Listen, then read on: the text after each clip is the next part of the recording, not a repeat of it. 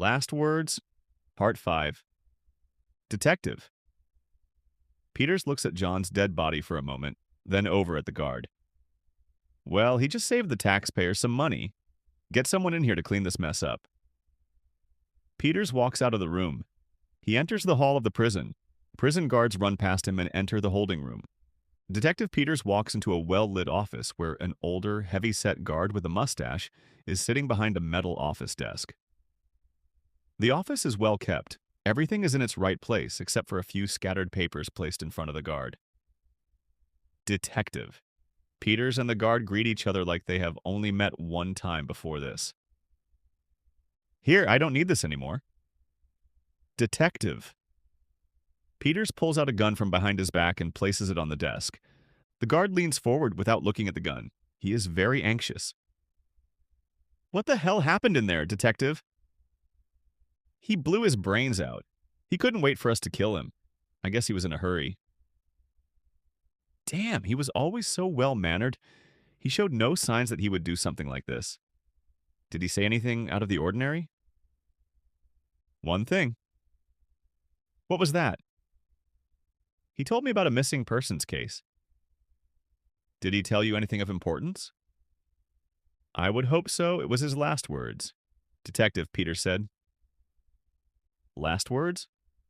The guard is intrigued. Yeah, well, I'm out of here. Peters turns and leaves. Outside, Detective. Peters gets into his car. His body lowers a little with the weight of this whole ordeal falling on his shoulders. John is standing there, hovering over Meg's body. He tries to wipe the blood off his face, but he only smears it. John has a look on his face of accomplishment and remorse. The axe is still clenched in John's hand. He lifts the axe and grips it with both hands and walks off.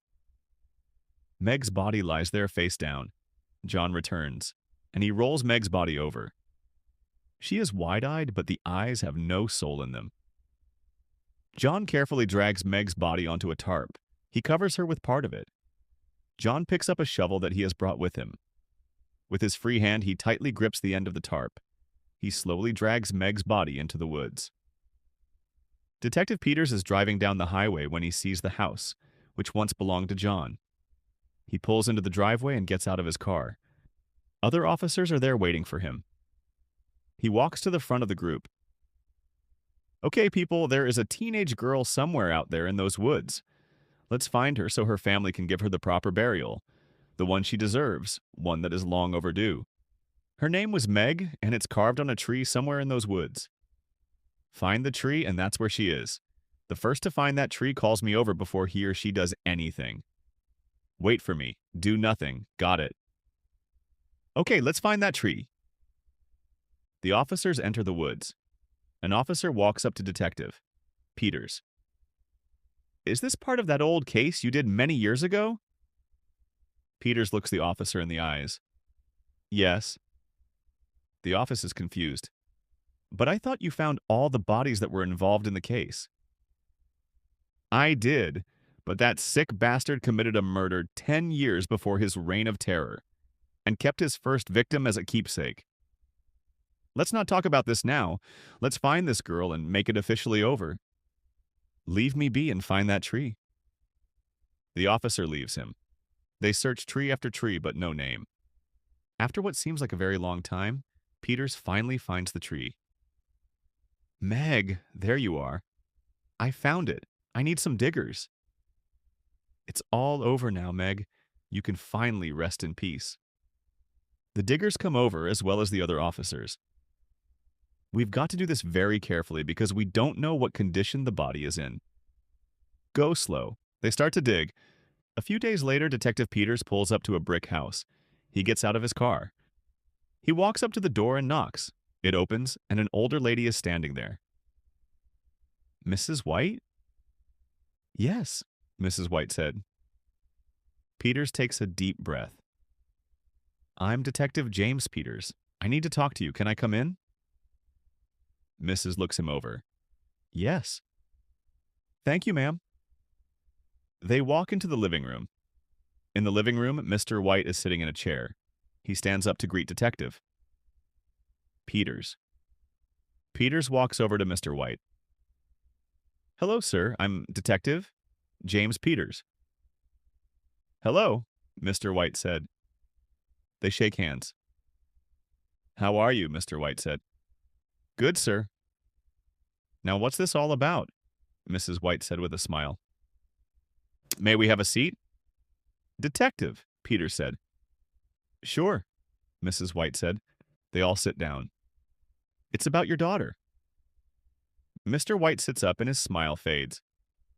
Which one? Meg.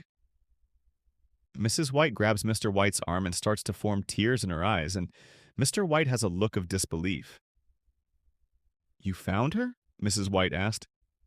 Yes, we found her body a few days ago. Her body? Mr. White pauses and closes her eyes for a second and then opens them. You mean she's dead? Yes, I'm sorry, Detective, Peters said. Are you sure? Mrs. White asked. Yes, the coroner identified her body through dental records. Mrs. White continues to cry while a look of sadness forms on Mr. White's face. Why did they send you? Mr. White asked. I came because I was the one who captured the man who killed your daughter. I caught him 10 years ago. Mr. White is getting angry. What took you so long to find my daughter? No one knew he killed her. He went on a killing spree 10 years after her death. He revealed all his victims and their locations, but not your daughter's. He revealed the whereabouts of her body just 5 days ago. Who is he? Mr. White asked. His name was John Sims. Detective, Peters said. Why do you say was? Mr. White asked. Because he's dead. He killed himself. Good. Mrs. White said, Detective James Peters is driving away from the White's house when his cell phone rings. He pulls his cell phone from his coat pocket and answers it. Hello?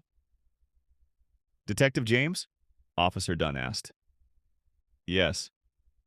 This is Officer Dunn. We need your help with another case. With an angry look, Detective. Peters responds. I'm retired. But you just wrapped up a case. I did this case because it was part of one of my old cases which has been solved now, which officially means I'm now retired. I'm done. No more cases. This case is one of your old cases which has now been reopened, Officer Dunn said. Detective. Peter's face sinks. And why has it been reopened? Do you remember Thomas Knight? Officer Dunn asked. Yes, I put him away 5 years ago. Well, he's out. He escaped last night and he scratched your name into the walls of his cell, which leads us to believe that he's looking for you. Officer Dunn, is it? Detective. Peters asked. Yes.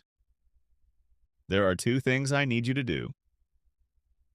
Okay, what are they? Find my family and make sure they're safe. Then meet me at the station with a badge and a big gun. The end.